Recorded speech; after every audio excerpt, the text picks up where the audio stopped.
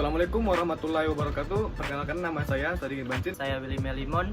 Pada video kali ini kita akan membahas tentang penyusunan skala psikologis introvert.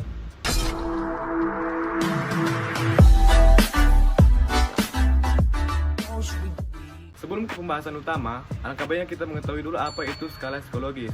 Jadi skala psikologis adalah suatu bentuk alat yang mengukur atribut non kognitif, khususnya disajikan dalam bentuk format tulis. Berhubung kami ingin mengukur aspek skala psikologis introvert, jadi terlebih dahulu kita mengetahui apa itu introvert. Jadi introvert adalah seorang yang cenderung lebih suka sendiri atau di lingkungan yang lebih tenang dibandingkan dengan berada di situasi yang ramai dan energik. Nah, dalam penyusunan skala psikologis introvert kami mengambil 3 aspek. Yang pertama itu aspek perilaku, kognitif, dan sosial. Nah, dalam penyusunan skala psikologis introvert ini didukung oleh 2 item, yaitu yang pertama ada favorable. Favorable merupakan pernyataan yang bersifat positif dan mendukung terhadap indikator perilaku introvert. Sedangkan unfavorable yaitu pernyataan yang bertolak belakang ataupun yang tidak mendukung terhadap indikator perilaku introvert. Pada indikator perilaku, mudah lelah berinteraksi, didukung dengan item favorable-nya, yaitu saya tidak banyak berbicara, dan bertolak belakang dengan unfavorable-nya, yaitu saya lebih banyak berbicara. Selanjutnya, indikator perilaku yang kedua yaitu memilih lebih banyak mendengar daripada berbicara, yaitu favorable-nya saya lebih memilih diam ketika diajak berbicara, dan unfavorable-nya saya sangat aktif dalam pembicaraan. Selanjutnya yaitu yang ketiga, preferensi untuk obrolan yang dalam dan bermakna. Favorable-nya itu saya tidak suka membahas hal yang tidak penting. Jadi untuk unfavorable-nya saya senang bercanda dan membahas hal-hal yang tidak penting. Aspek selanjutnya yang kedua yaitu kognitif. Indikator perilakunya yaitu memproses informasi secara internal. Didukung dengan favorable-nya yaitu saya biasa berpikir lebih lama dan hati-hati sebelum berbicara. Sedangkan unfavorable-nya saya tidak terlalu banyak berpikir sebelum berbicara.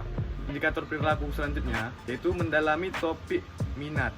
Untuk unfavorable-nya saya hanya tertarik membahas topik-topik tertentu. Sedangkan unfavorable-nya saya tertarik untuk membahas topik apapun. Baik, selanjutnya yaitu aspek yang ketiga yaitu aspek sosial. Nah, pada aspek sosial ini biasanya indikator perilakunya yaitu sering menghabiskan waktu sendiri. Didukung oleh favorable-nya yaitu saya tidak nyaman ketika berada di tempat yang ramai. Nah, bertolak belakang nih dengan unfavorable-nya, yaitu saya merasa senang ketika berada di tempat yang ramai. Selanjutnya itu indikator perilaku yang kedua, yaitu sulit untuk diajak berbaur dengan orang baru ataupun dengan orang lain.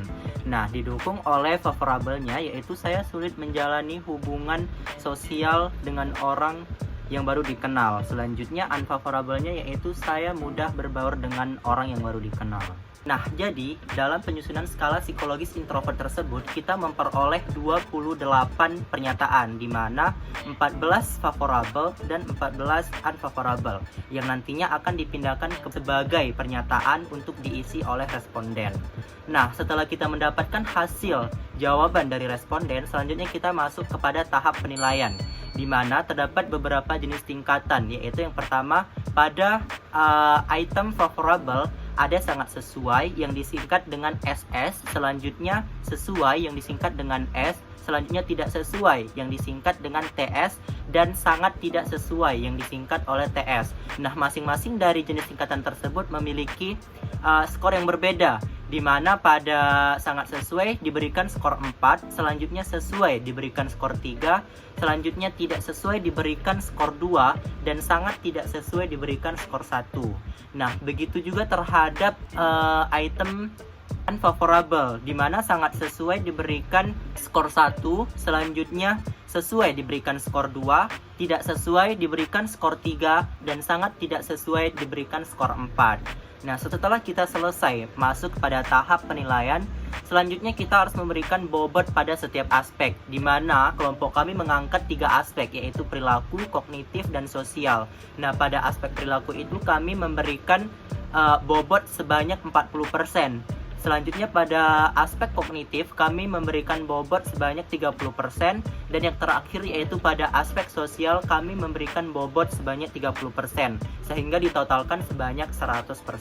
Jadi dari pembahasan penyusunan skala psikologis introvert yang telah kami paparkan tadi, semoga teman-teman sekalian dapat memahami nih bagaimana cara menyusun skala psikologis. Demikianlah pembahasan mengenai penyusunan skala psikologis introvert dari kelompok kami. Saya Sadikin Bancin. Saya Willy Melimon. Assalamualaikum warahmatullahi wabarakatuh.